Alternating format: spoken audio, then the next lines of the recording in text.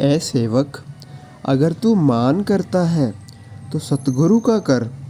उन्हें अंग संग जान कर उनकी मौज के अनुसार चल, तो भवसागर से पार हो जाएगा। जय सच्चिदानंद जी। आज का शुभ सत्संग दिन रविवार 14 सितंबर। आज का शुभ सत्संग श्री आनंदपुर दरबार से पूज्य महात्मा जी के द्वारा फरमाया गया है। श्री गुरु महाराज जी श्री आनंदपुर दरबार में विराजमान हैं। उनके शुभ और पावन दर्शन दीदार करते हुए आज के इस सत्संग का पूरा आनंद प्राप्त करें। अगले स्वर पूज्य महात्मा जी के होंगे। उठो गुरमुख उठो,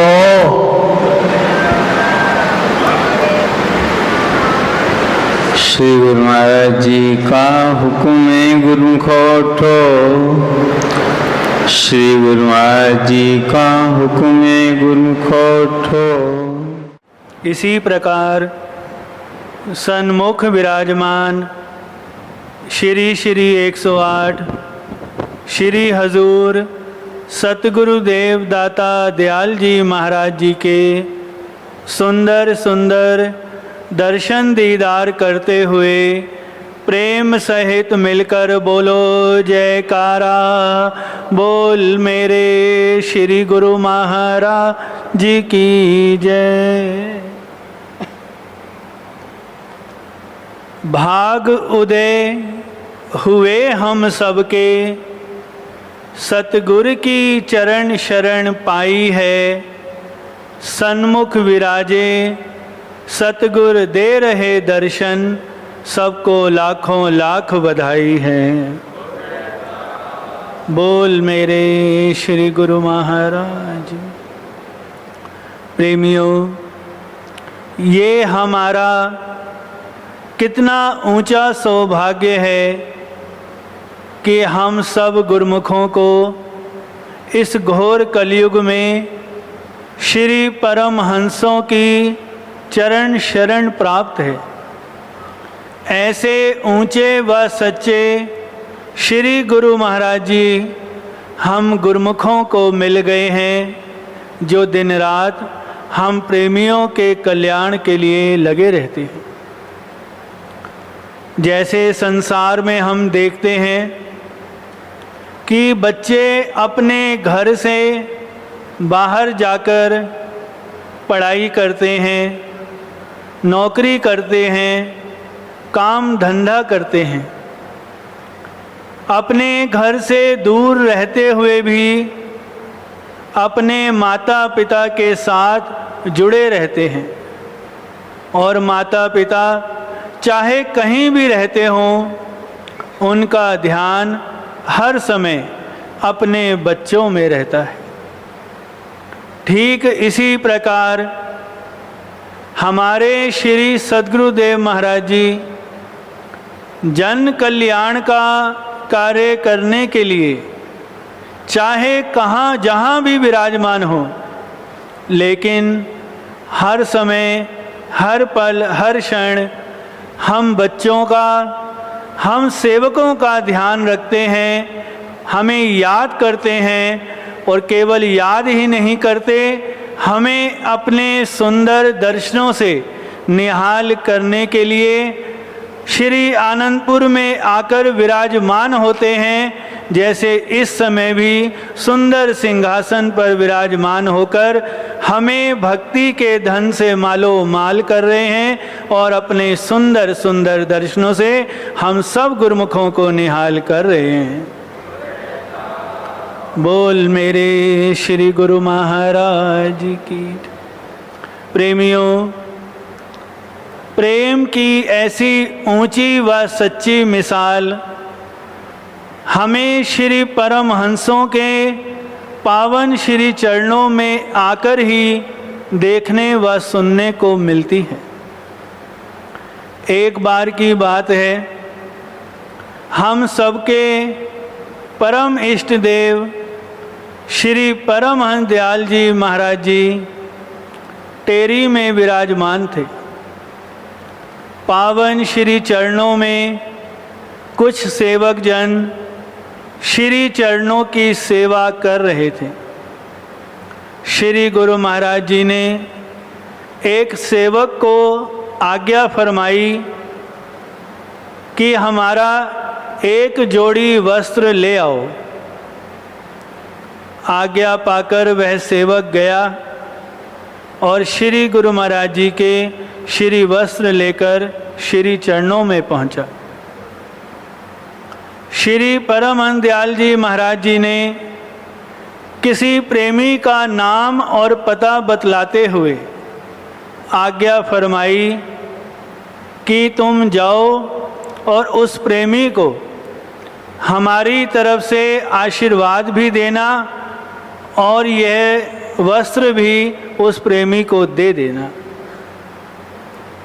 श्री गुरु महाराज जी की आज्ञा मानकर वह सेवक चल पड़ा। चलते चलते श्री परमहंस दयाल जी महाराज जी की कृपा और उस प्रेमी भक्त के भागों की सराहना करने लगा कि श्री गुरु महाराज जी कितने दयालु हैं कि वो प्रेमी भक्त ना जाने कहाँ रहता है, लेकिन उसको याद करते हुए अपना शुभ आशीर्वाद उस प्रेमी के पास भिजवा रहे हैं। चलते चलते वह सेवक उस नगर में पहुंच गया, उस गांव में पहुंच गया। लोगों से पूछा कि वो प्रेमी भक्त कहाँ रहता है। पूछते पूछते उसके घर तक पहुंच गया। घर क्या था? एक टूटी फूटी झोपड़ी थी जिसमें ना रहने की जगह थी, ना बैठने की जगह थी, ना अन्य कोई और साधन थे। बाहर से ही उस प्रेमी भक्त को आवाज़ लगाई, उससे पूछा क्या तुम ही वो भक्त हो? नाम लेके पूछा। उसने कहा हाँ मेरा नाम है ये। तो सेवक ने कहा कि श्री परमहंस दयाल जी महाराज जी ने तुम्हारे लिए अपने श्री वस्त्र भी भेजे हैं और अपना शुभ आशीर्वाद भी फरमाया है। उस सेवक से ऐसा सुनकर वह प्रेमी भक्त तो उस सेवक के पैरों में ही गिर गया। गला भर आया, दिल भर आया, आँखों से प्रेम के आंसू बहने लगे कि मुझ जैसे गरीब को, दीनहीन को श्री गुरु महाराज जी ने याद किया है और वह श्री वस्त्रों का जो जोड़ा था उसे कभी चूमने लगता, कभी अपने माथे पर लगाता, कभी अपने सीने से लगाकर श्री गुरु महाराज जी का धन्यवाद करता। उस सेवक ने उस भक्त से पूछा कि श्री गुरु महाराज जी ने तुम्हारे लिए आशीर्वाद भी भेजा, अपने श्री वस्त्र भी भेजे, क्या तुमने ये मंगवाए थे? हमने तो तुम्हें कभी ना सत्संग में देखा है, ना उनके श्री दर्शन करने के लिए तुम आए, ना कभी वहाँ देखा हमने आपको। तो उस प्रेमी भक्त ने बड़े नम्रता से उत्तर दिया कि मैंने तो कभी श्री गुरु महाराज जी के दर्शन ही नहीं किए। वह सेवक हैरान हो गया कि श्री परमहंस दयाल जी महाराज जी के प्रेम की इतनी ऊंची मिसाल कि जिस प्रेमी ने अभी तक आप जी के दर्शन तक नहीं किए, आप जी के श्री चरणों में नहीं आया, लेकिन फिर भी आप जी उसे इतना याद कर रहे हैं और उसको अपने आशीर्वाद से उसकी झोली भर रहे हैं। वह प्रेमी कहने लगा कि मैं इतना समर्थ नहीं कि श्री गुरु महाराज जी के दर्शनों के लिए जा सकूं। मैंने कितनी बार विचार बनाया, लेकिन मेरी इतनी समर्थ्य नहीं थी कि मैं वहाँ तक जा सकता। श्री परमहंस दयाल जी महाराज जी की महिमा मैंने सुनी थी कि वे अपने प्रेमियों के कल्याण के लिए इस धरती पर आए हैं तो मेरे मन में बस यही भावना थी कि अगर मुझे उनके दर्शन नहीं हो पा रहे तो कम से कम मैं उनके वस्त्रों के तो दर्शन कर लूं। तो प्रेमियों, श्री गुरु महाराज जी की ऐसी प्रेम की मिसाल, ऐसी कृपा भरी दृष्टि, ऐसी रहमत देखकर वह दोनों प्रेमी श्री गुरु महाराज जी के चरणों में नतमस्तक हो गए। प्रेम के ऐसे ऊंचे आदर्श, भक्ति के ऐसे ऊंचे आदर्शों को हम अपने जीवन में उतार सकें, अपने सतगुरु देव महाराज जी की प्रसन्नता को, ऐसी कृपा को हम सब गुरुमुख जन अपने दिल में धारण कर सकें, इसके लिए हमने कोई लंबी चौड़ी साधना नहीं करनी, कोई लंबी चौड़ी भक्ति नहीं करनी। बस क्या करना है, अपने सतगुरु की आज्ञा और मौज पर चलना है। और हमारे श्री गुरु महाराज जी की श्री आज्ञा और मौज क्या है? श्री आरती, पूजा, सेवा, सत्संग, सुमिरन और दर्शन ध्यान।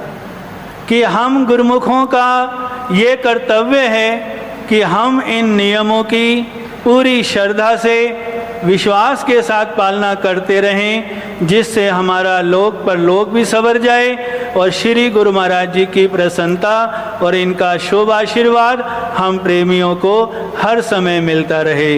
बोलो जयकारा बोल मेरे श्री गुरु महाराज की जय।